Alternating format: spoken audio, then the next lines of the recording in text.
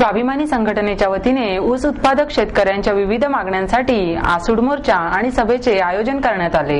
स्वाभिमानी शेतकरी संघटनेचे संस्थापक खासदार राजू शेट्टी यांच्या नेतृत्वाखाली फुलेवाडा ते साखर संकुल पर्यंत आसूड मोर्चा काढण्यात आला। यावेळी झालेल्या सभेत ऊसाला 2350 रुपये इतका भाव मिळाला पाहिजे अशी मागणी करण्यात आली। या मोर्चामध्ये सदाभाऊ खोत, दशरथ सावंत, ॲडव्होकेट वर्षा देशपांडे यांच्यासह असंख्य शेतकरी सहभागी झाले। शेतकऱ्यांच्या थकीत ऊस बिलासाठी अद्यापही शासनाने कोणताही ठोस निर्णय घेतलेला नाही। देशात उत्पादित झालेली जादा साखर निर्यात केली तर शेतकऱ्यांना जादा दर मिळू शकतो। अजूनही जागतिक बाजारपेठेत साखरेचे दर तेजीत आहेत। शासनाने त्वरित 15 लाख टन साखरेची निर्यात करावी, जेणेकरून याचा फायदा ऊस उत्पादक शेतकऱ्यांना होईल। खत, पाणी, वीज, मजुरी आदींचे दर गगनाला भिडत जाऊन शेतीच्या उत्पादनाचा खर्च वाढत आहे। कृषी मूल्य आयोगाने कृषी उत्पादकतेचा ऊसाचा हेक्टरी काढलेला खर्च हास्यास्पद आहे। शेतकऱ्यांना उत्पादन खर्चावर आधारित भाव देऊन स्वामीनाथन समितीचा अहवाल त्वरित अंमलात आणावा यांसह आदी मागण्या यावेळी करण्यात आल्या। सर्व मागण्यांवर जोपर्यंत निर्णय घेतला जात नाही तोपर्यंत हे शेतकरी इथून हलणार नाही। शेतकऱ्यांची ऊस बिले देण्यासाठी तातडीने पावले उचलावीत, अन्यथा शेतकऱ्यांचा आसूड आम्ही उगारल्याशिवाय स्वस्त बसणार नाही।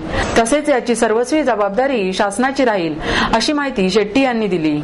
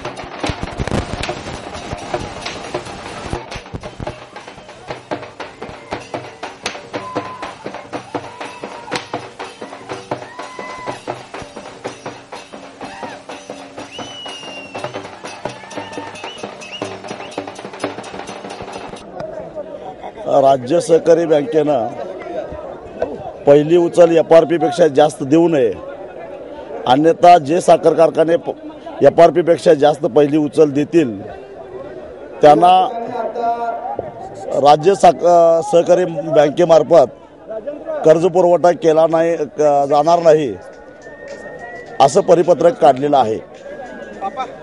2 दिवसापूर्वी या संदर्भामध्ये राज्याच्या सहकार मंत्र्यांच्यावर चर्चा झाली, पण त्यांनी त्या संदर्भामध्ये फारसा समाधानकारक खुलासा केलेला नाही।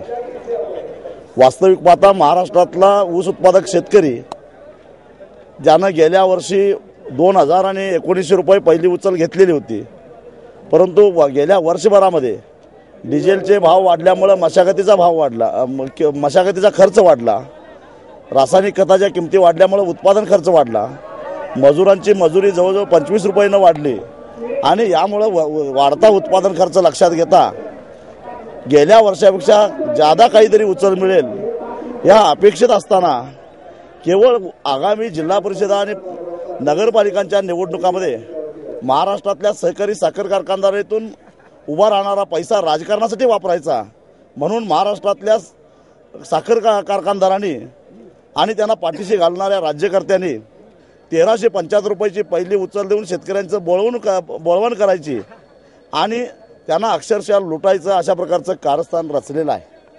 हे कारस्थान आम्ही कदापि मान्य करणार नाही आणि या संदर्भातलं निवेदन घेऊन या ठिकाणी आम्ही आलेलो आहोत।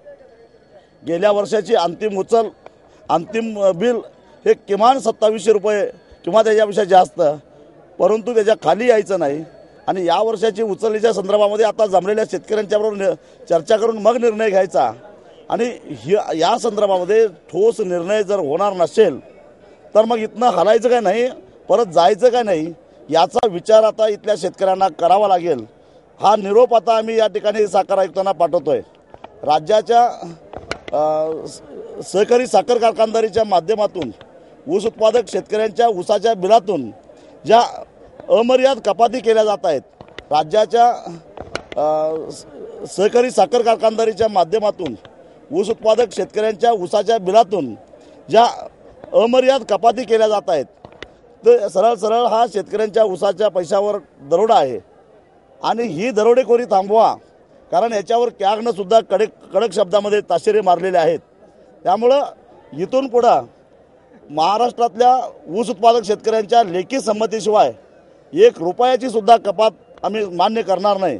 आणि त्या संदर्भातला स्पष्ट आदेश यापूर्वी एकदा तत्कालीन आयुक्त विजयकुमार यांनी काढलेला होता, पुन्हा तसा या आयुक्तांना काढावा लागेल.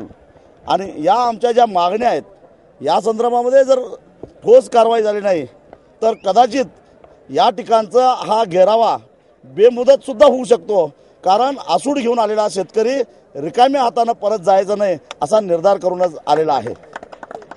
आणि म्हणून त्याचबरोबर कांद्याच्या निर्यात बंदीच्या संदर्भामध्ये राज्य सरकार आणि केंद्र सरकार यांनी जो खेळखंडोबा केलेला आहे तो तातडीनं थांबवावा आणि तातडीनं कांद्याच्या निर्यातीचा निर्णय व्हावा, साखरेच्या निर्यातीचा निर्णय व्हावा, लेवी साखरेच्या दर वाढीचा निर्णय व्हावा.